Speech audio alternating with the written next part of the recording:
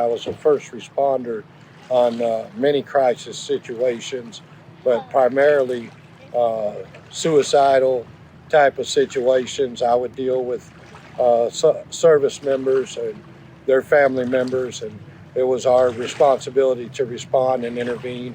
And so that's where my experience originates from in the suicide prevention and intervention aspect. And you did that while you were a military policeman, while you were enlisted? Yeah, we would respond to 911 calls with regard to those types of situations. Okay.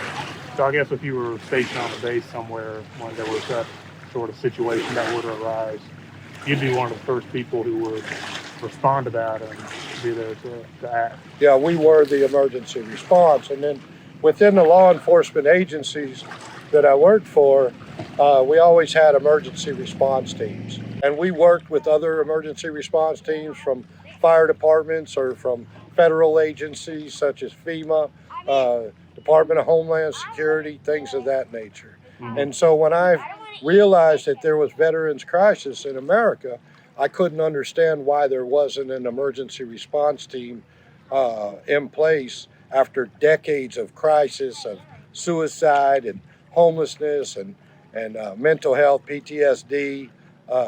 We have no emergency response team dedicated solely to that mission.